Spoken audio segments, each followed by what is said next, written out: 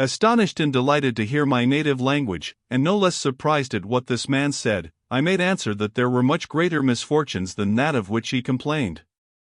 I told him in a few words of the horrors which I had endured, and fainted a second time. He carried me to a neighboring house, put me to bed, gave me food, waited upon me, consoled me, flattered me. He told me that he had never seen anyone so beautiful as I, and that he never so much regretted the loss of what it was impossible to recover. I was born at Naples, said he. There they gild 2,000 or 3,000 children every year. Some die of the operation, others acquire a voice more beautiful than that of women, and others are raised to offices of state. 13. This operation was performed on me with great success, and I was chapel musician to Madame, the Princess of Palestrina. To my mother, cried I. Your mother, cried he, weeping. What? Can you be that young princess whom I brought up until the age of 6 years, and who promised so early to be as beautiful as you? It is I, indeed, but my mother lies 400 yards hence, torn in quarters, under a heap of dead bodies. I told him all my adventures, and he made me acquainted with his, telling me that he had been sent to the Emperor of Morocco by a Christian power, to conclude a treaty with that prince, in consequence of which he was to be furnished with military stores and ships to help to demolish the commerce of other Christian governments. My mission is done, said this honest eunuch. I go to embark for Ceuta, and will take you to Italy. Ma che sai agora di essere senza coglioni. I thanked him with tears of commiseration, and instead of taking me to Italy he conducted me to Algiers, where he sold me to the Dey. Scarcely was I sold, than the plague which had made the tour of Africa, Asia, and Europe, broke out with great malignancy in Algiers. You have seen earthquakes, but pray, miss, have you ever had the plague? Never, answered Cunegond.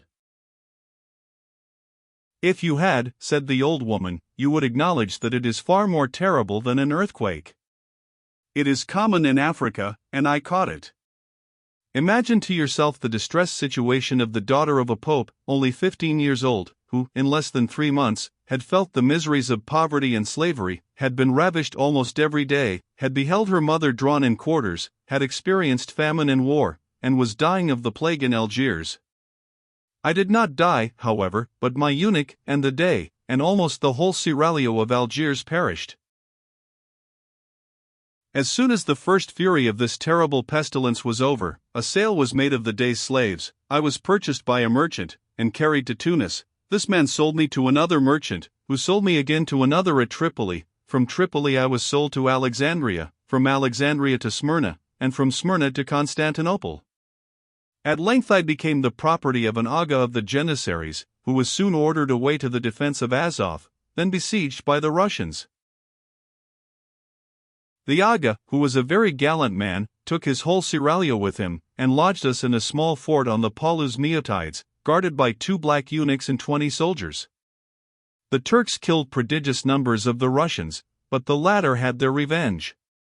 Azov was destroyed by fire, the inhabitants put to the sword, neither sex nor age was spared, until there remained only our little fort, and the enemy wanted to starve us out. The 20 Janissaries had sworn they would never surrender. The extremities of famine to which they were reduced obliged them to eat our 2 eunuchs, for fear of violating their oath. And at the end of a few days they resolved also to devour the women. We had a very pious and humane imam, who preached an excellent sermon, exhorting them not to kill us all at once. Only cut off a buttock of each of those ladies, said he, and you'll fare extremely well. If you must go to it again, there will be the same entertainment a few days hence. Heaven will accept of so charitable an action, and send you relief. He had great eloquence, he persuaded them. We underwent this terrible operation. The Imam applied the same balsam to us, as he does to children after circumcision, and we all nearly died. Scarcely had the Janissaries finished the repast with which we had furnished them, than the Russians came in flat-bottomed boats. Not a Janissary escaped. The Russians paid no attention to the condition we were in. There are French surgeons in all parts of the world. one of them who was very clever took us under his care, he cured us, and as long as I live I shall remember that as soon as my wounds were healed he made proposals to me. He bid us all be of good cheer, telling us that the like had happened in many sieges, and that it was according to the laws of war. As soon as my companions could walk, they were obliged to set out for Moscow. I fell to the share of a boyard who made me his gardener, and gave me 20 lashes a day.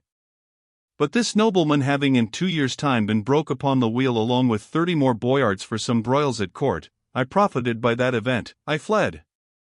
I traversed all Russia. I was a long time an innholder's servant at Riga, the same at Rostock, at Wismar, at Leipzig, at Kassel, at Utrecht, at Leyden, at The Hague, at Rotterdam. I waxed old in misery and disgrace, having only one half of my posteriors, and always remembering I was a pope's daughter.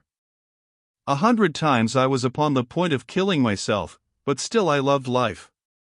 This ridiculous foible is perhaps one of our most fatal characteristics, for is there anything more absurd than to wish to carry continually a burden which one can always throw down? To detest existence and yet to cling to one's existence? In brief, to caress the serpent which devours us, till he has eaten our very heart?